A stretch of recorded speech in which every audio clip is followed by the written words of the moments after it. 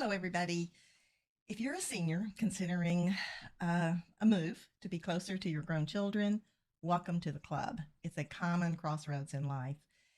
And like deciding whether or not to buy those stretchy pants on sale, it's a choice that can bring a mix of comfort and challenges. Today, we're going to explore the pros and cons of relocating to be near your adult children.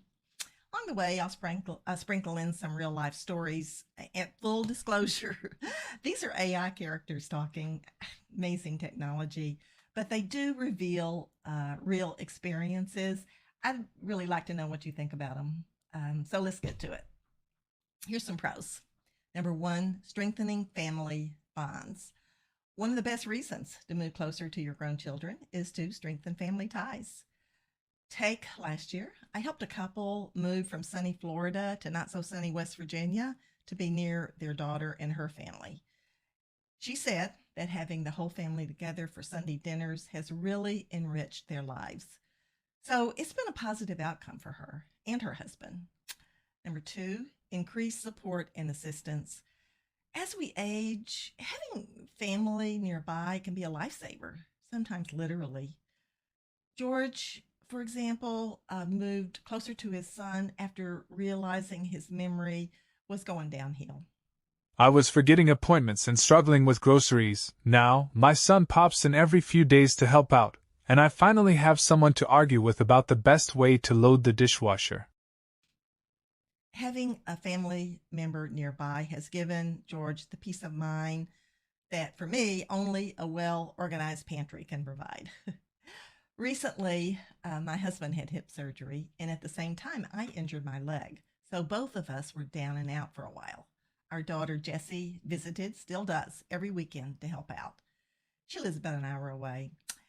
And it's not only the help she provides, which is really appreciated, but the connection is nice. More important, really, than the help. Number three, involvement in your grandchildren's lives.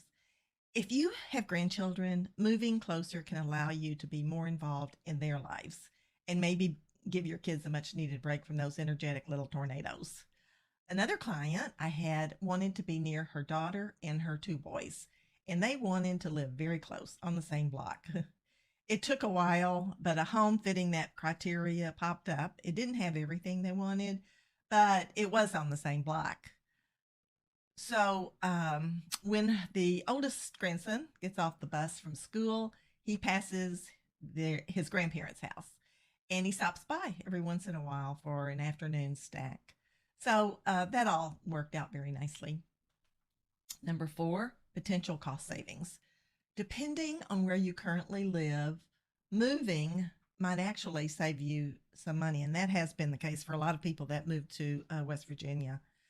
Anita, for example, left the West Coast sky high prices behind and moved to Falling Waters in the Eastern Panhandle near where her son lives. He lives in Maryland, about 30 minutes away.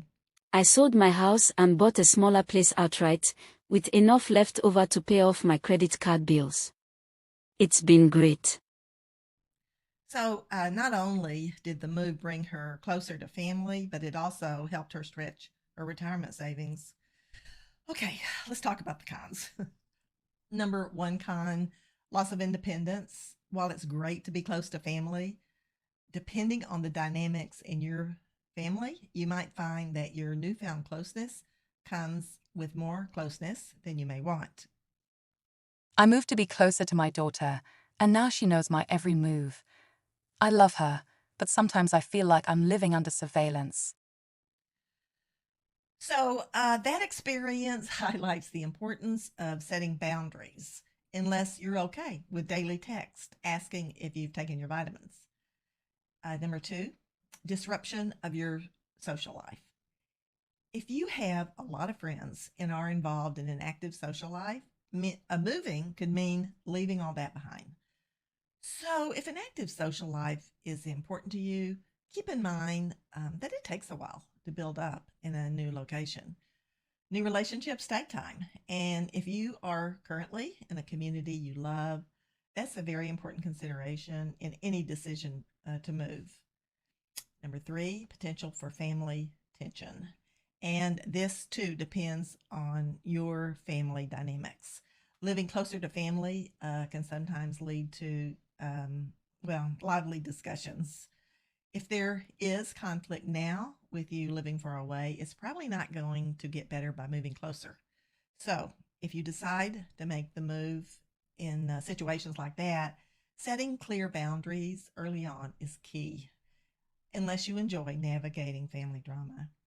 You may want to move close, but not too close, 2 or so hours away. So, weekend visits are not too much of a drive, but you wouldn't want to do it every day. Number four, and this is a big one, the possibility of another move. Life is full of surprises, and sometimes those surprises involve repacking boxes, especially if you have children who are early in their careers. Nancy, she moved to Charlestown a couple years ago to be closer to her son.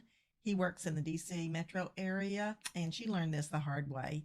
A year after she moved, he was transferred to Texas. She decided not to move again, that Charlestown suited her just fine.